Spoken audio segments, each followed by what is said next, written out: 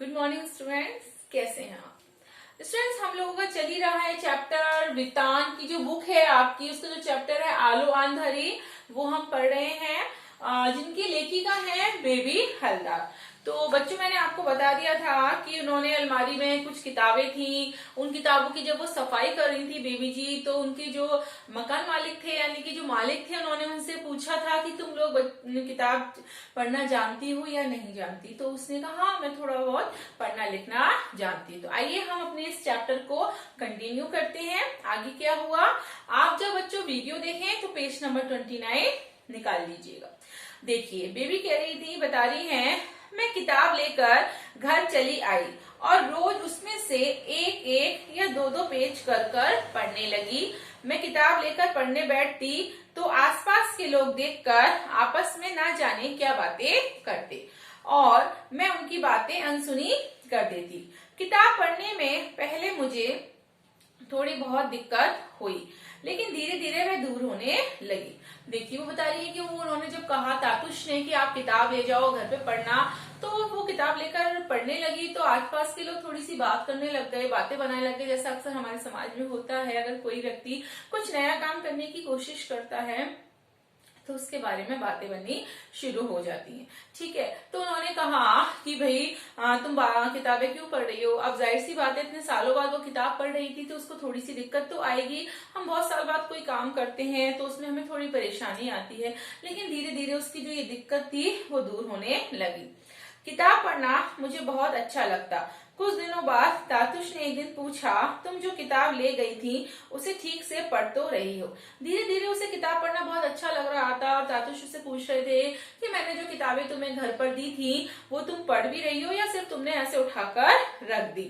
मैंने कहा हाँ। वह बोले मैं तुम्हें एक चीज दे रहा हूँ, तुम उसका इस्तेमाल करना।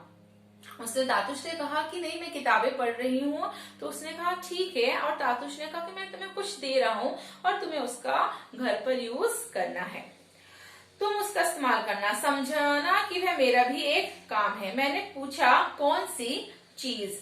तातुश ने अपनी लिखने की टेबल के ड्रॉर से एक पेन और कॉपी निकाली और बोले, इस कॉपी में तुम लिखने को तुम अपनी जीवन कहानी भी लिख सकती हो। होश संभालने के बाद से अब तक जितनी भी बातें तुम्हें याद आए सब इस कॉपी में थोड़ा थोड़ा रोज लिखना। पेन और कॉपी हाथ में लिए मैं सोचने लगी कि इसका तो कोई ठिकाना नहीं है, जो लिखूंगी वह कितना गलत या सही होगा। तातुश ने क्या करा, उनको एक कॉपी दी और एक पेन दिया और कहा, ये सोच के चलो कि मेरा कोई काम है जो तुम्हें करना है और घर जाकर तुम लिखना शुरू करो और लिखना स्टार्ट करना। जो भी तुम्हारे जीवन में घटा है, तुम्हारे जीवन की जो भी बातें हैं, तुम इस कॉपी में लिखना शुरू कर दो। अब वो सोच रही थी कि मैं क्या लिखूं और क्या नहीं लिखूं, क्योंकि हो सकता है कुछ लिख दूं वो गलत ना हो जाए, कुछ कहीं कितना सही होगा कितना गलत होगा। क्योंकि बच्चों, हमारा जीवन बहुत बड़ा है, अगर बचपन से हम उसको नोटिस करें और हमारे उस जीवन में ना जाने कितनी ही अच्छी और बुरी घटनाएं घटती हैं, कितने लोगों के साथ हमारा उठना बैठना होता है, सामना होता है, तो वो थोड़ा सा सोच में पड़ गई कि ना जाने में इसमें क्या क्या लिखूंगी, इसका तो कोई ठिकाना ही नहीं होगा। तातुश ने पूछा, क्यों, क्या हुआ, क्या सोचने लगी? मैं चौंक पड़ी, फिर बोली, सोच रही थी कि लिख सकूंगी या नहीं। वह बोले, जरूर लिख सकोगी, लिख क्यों नहीं सकोगी, जैसे बने वैसे लिखना। उन्होंने कहा कि क्यों नहीं लिख सकती हो, बिल्कुल लिख सकती हो, और जैसे बने वैसे तुम लिखना, तुम्हें जैसा सही लगे वैसा तुम्हें क्या करना चाहिए, लिखना चाहिए। पेन और कॉपी ले मैं घर गई और उसी दिन से एक पेज रोज लिखने लगी, लिखती और वह किताब भी पढ़ती। सवेरे काम पर आती तो तातुश पूछते कि कुछ लिखा या नहीं, और यदि मैं हाँ करती तो वे बहुत खुश होते और कहते, तुम यदि रोज लिखोगी तो मैं तुम्हें और भी ज्यादा प्यार करूंगा। देखिए, जैसा कि आपको मैंने शुरू में ही बताया था, जो तातुश थे वो उसको अपनी बेटी की तरह मानते थे, बेटी की तरह वे उससे प्यार करते थे। तो उन्होंने उससे कहा कि तुम जो घर पर पेन और कॉपी लेके गई हो, तुम उसमें कुछ लिख भी रही हो या नहीं लिख रही हो? तो उन्होंने कहा कि नहीं, मैं रोज उसमें थोड़ा थोड़ा लिखती भी हूँ, साथ में आपने जो पुस्तक मुझे पढ़ने के लिए दी है वो पुस्तक भी मैं पढ़ती हूँ। उन्होंने वो बहुत ज्यादा खुश हुए, प्रसन्न हुए। उन्होंने कहा ठीक है, अगर तुम रोज उसमें लिखोगी तो मैं तुम्हें और भी ज्यादा प्यार करूंगा एक बेटी के रूप में।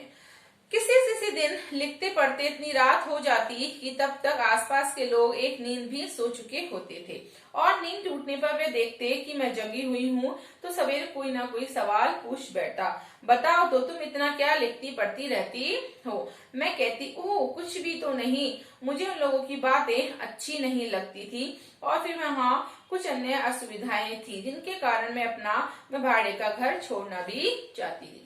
जैसा कि अक्सर आप लोग देखते हैं, जो गरीब लोग होते हैं वो छोटे से ही घर में रहते हैं, तो जब उसके घर की रात रात भर लाइट जलती तो उसके आसपास के जो लोग थे, वहां का माहौल भी बहुत अच्छा नहीं था बच्चों, तो उससे अक्सर सवाल किया करते थे, उससे पूछा करते थे कि भाई इतनी रात गई तुम क्या कर रही हो, इतनी रात गई तुम्हारी लाइट क्यों जलती रहती है, उससे बहुत सारे सवाल पूछे जाते थे।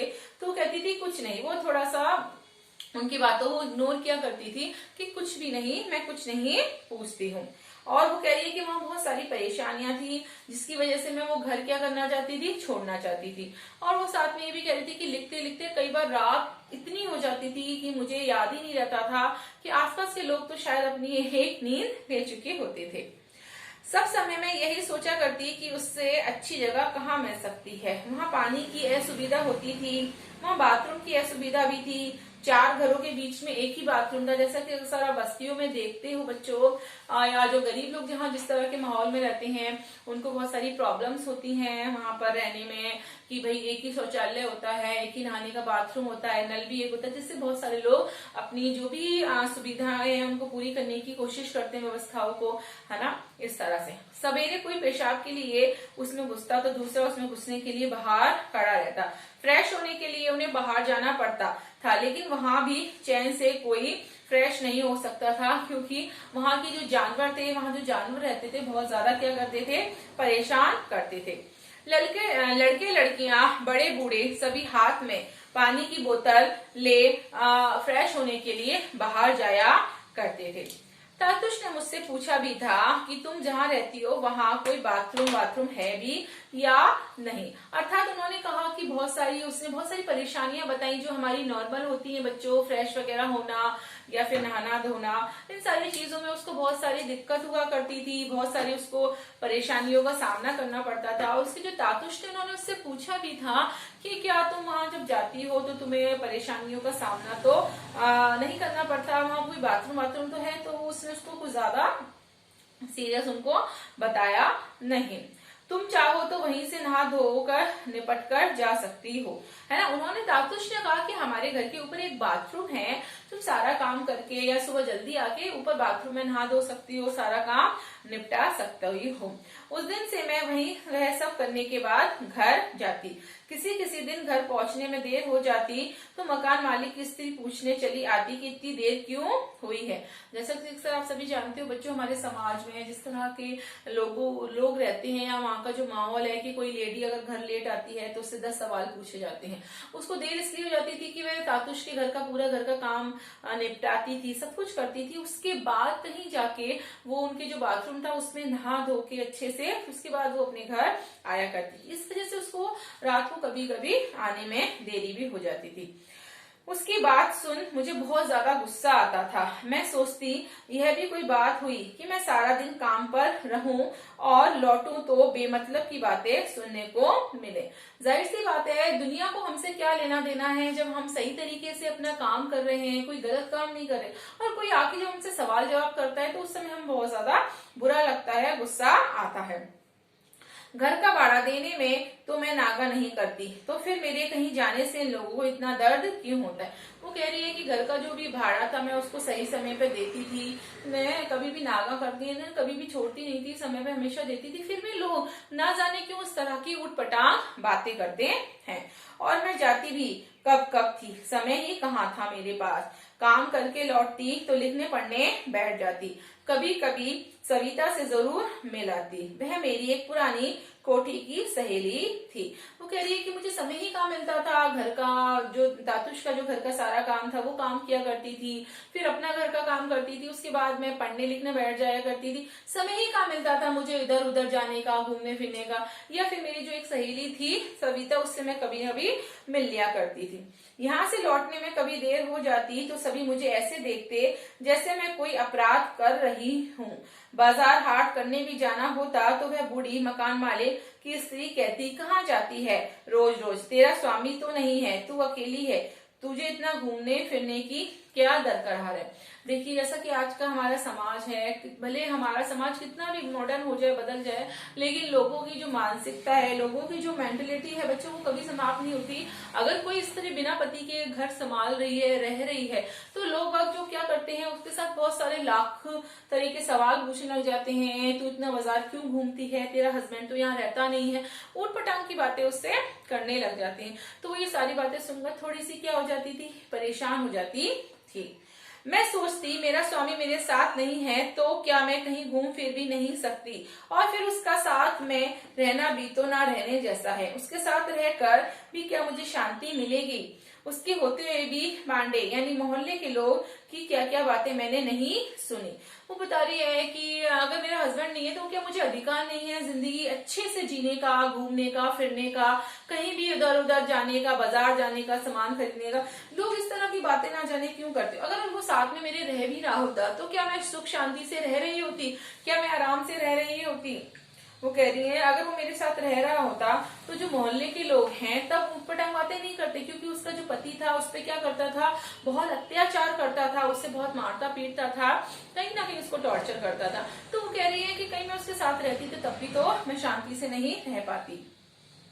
जब उसी ने उन बातों को लेकर उनसे कभी कुछ नहीं कहा तो मैं आंख मुंह बंद किए चुप न रह जाती तो क्या करती। वो कह रही है कि ना जाने लोग इस तरह की बातें क्यों करते हैं, जब मेरे पति ने मुझे कुछ नहीं कहा तो मैं आंख मुंह बंद करके क्यों चुप रहूं, क्यों ना मोहल्ले वालों को मैं जवाब दूं।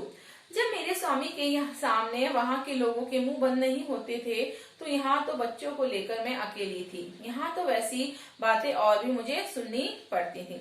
वो कह रहे हैं, बता रही है कि जब उसका पति था, पति के साथ जब वो जहाँ रहा करती थी, जब उसको मारता पीटता, तो जाहिर सी बात है जब ऐसे घर में इस तरह के कलेश होते हैं, लड़ाइयाँ होती हैं, तो मोहल्ले के जो लोग हैं आसपास के इस तरह की ऊटपटांग बातें बनाते ही हैं, बोलते हैं। तो बोले उस समय लोग मोहल्ले में ऊटपटांग बातें करते थे तो आज तो करेंगे ही, क्योंकि मैं आज अपने पति के साथ नहीं रहती बल्कि बच्चों के साथ अकेली रहती हूँ आसपास, है ना।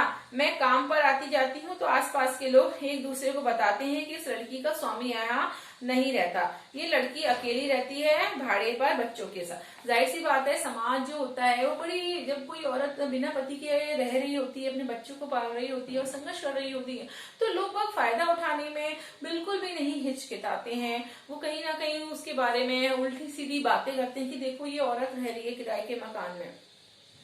दूसरे लोग ये सुनकर मुझसे छेड़खानी करना चाहते, वे मुझसे बातें करने की चेष्टा करते और पानी पीने के बहाने मेरे घर आ जाते। जैसे अक्सर होता है हम महिलाओं के साथ कि जब इस तरह के लोग लड़कियों के साथ या महिलाओं के साथ अभद्रता व्यवहार करते हैं, बहुत बुरा व्यवहार करते हैं, कि जब उन्हें पता होता है इनके सिर पर कोई भी नहीं है, इनके जेंट्स का कोई भी नहीं है, पुरुष नहीं है, तो वो कहीं ना कहीं उनके साथ छेड़खानी करने की चेष्टा करते हैं, कोशिश करते हैं, साथ में कोई ना कोई बहाना ढूंढते हैं उनसे बात करने का। तो इस तरह से बताने की कोशिश कर रही है। वो कह रही है कि मैं अपने लड़के से उन्हें पानी पिलाने को कहे कोई बहाना बनाकर निकल जाती, और तो लोग उसके घर आ जाते थे कि हमें पानी ही पिला दो। अब जाहिर सी बात है पानी के लिए हम अभी आस पड़ोस से कोई पानी हमारे घर पीने आएगा तो हम मना नहीं करेंगे। तो कह रही है कि मैं अपने लड़के से कहा करती थी कि वो आके इनको पानी पिला दे और मैं कहीं ना कहीं बाहर चला जाया करती थी। कुछ लोग कह रही है वो कि जबरदस्ती बातें करने की कोशिश करते, सीटियां बजाते, ना जाने कितने ताने मारते, लेकिन मुझ पर कोई फर्क नहीं पड़ता, मैं उनसे बचकर निकल जाती। वो कह रही है कि लोग बाग मेरे संग क्या करते थे, ताने मारते थे, मेरे संग बदतमीजियां करते थे, लेकिन मैं ये सारी चीजें क्या करती थी, इग्नोर करती रहती थी।